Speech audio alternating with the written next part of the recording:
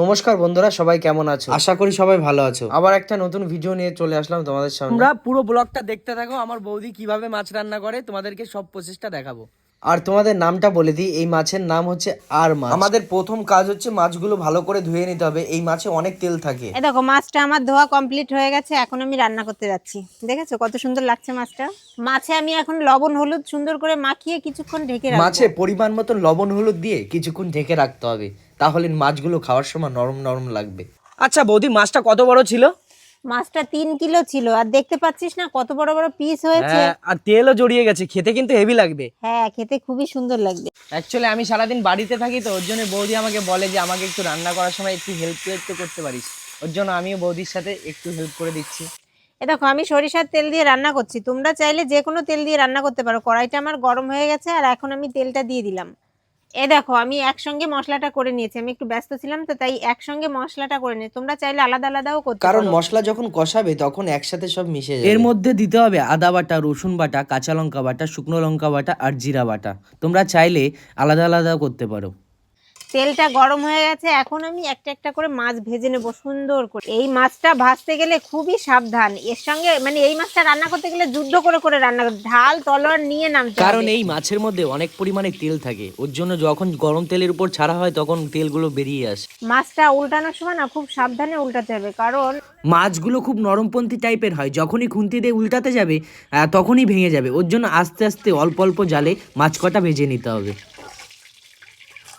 এই দেখো আমি আস্তে আস্তে সমস্ত মাছগুলো সুন্দর করে ভেজে নিয়েছি। এই মাছগুলো ঠিক কষা কষা রানতে হয়, ঠিক মাংসের মতন, তাই তো বৌদি? ঠিক মাংসের মতো মশলাটা করতে হয়, আর মাংসের মতো মাছটা রান্না করতে হয়, খুব সুন্দর লাগে খেতে।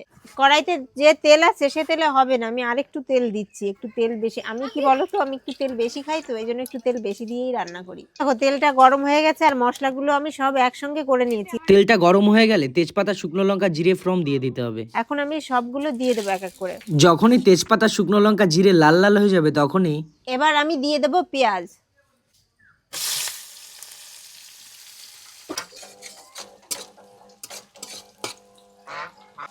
পেঁয়াজটা আমি সুন্দর করে ভেজে নিব, যখন আমি বাদামি কালার হয়ে যাবে তখন আমি মশলাটা দেব। পেঁয়াজটা আমার বাদামি কালার ভাজা হয়ে গেছে, আমি এবার পরিমাণ মতো মশলা দিয়ে দেব। মশলাটা দেওয়ার পরে মশলাটাকে কিছুক্ষণ কষাতে হবে। যখনই দেখবে কড়াইতে মশলাটা লাল লাল হয়ে গেছে তখনই বুঝবে মশলাটা প্রায় হয়ে এসেছে। তারপরে এখন জল দিয়ে দেবো, জল দিয়ে সুন্দর করে মশলাটা কষে নেব। স্বাদ মতো লবণ দিয়ে দিলাম, আর পরিমাণ মতো লবণটাও দিতে হবে। মশলাটা আমি এখন সুন্দর করে কষিয়ে নেব, আর মশলাটা যত সুন্দর করে কষাবে মাছের টেস্টটা তত সুন্দর হবে। এবার আমি মাছটা দিয়ে দেবো। আর একটা জিনিস সবসময় মনে রাখবে, মাছটা যখন দেবে খুব সাবধানে দেবে। হালকা নাড়াচাড়া দিয়ে আমি জলটা দিয়ে দেবো, বেশি নাড়াচাড়া করলে আবার মাছটা ভেঙে যাওয়ার সম্ভাবনা থাকে। বলেছিলাম না মাছটা খুব নরমপন্থী হয়। বেশি জল দেব না, কারণ আমি কষা কষাই করব, মাছটা কষা কষাই ভালো লাগে। জলটা আমি এই যে দিয়ে দিলাম, এখন আমি 10 মিনিটের জন্য ঢেকে দেব। এ দেখো আমার মাছটা 10 মিনিট পরে আমি উঁচু করলাম, দেখো হয়ে গেছে কষা কষা। এবার আমি নামিয়ে নেব। আর বৌদির হাতের আমাদের গ্রামের অঞ্চলের রান্না তোমাদের কাছে কেমন লাগে প্লিজ একটু কমেন্ট করে কমেন্ট বক্সে একটু জানিয়ে যেও। তো ফাইনালি দেখো আজকে আমাদের রান্না পুরো কমপ্লিট হয়ে গেছে। আর কালারটা তোমরা শুধু দেখো, ও একদম লাল লাল ঝাল ঝাল। খেতে কি লাগবে বলো তো বৌদি? আর বৌদির এরকম রান্না দেখতেও নেই, চ্যানেলটাকে আগে ফলো করতে হবে, সাবস্ক্রাইব করতে হবে, আর কমেন্ট করে অবশ্যই জানাবে বৌদির রান্না তোমাদের কাছে কেমন লাগে।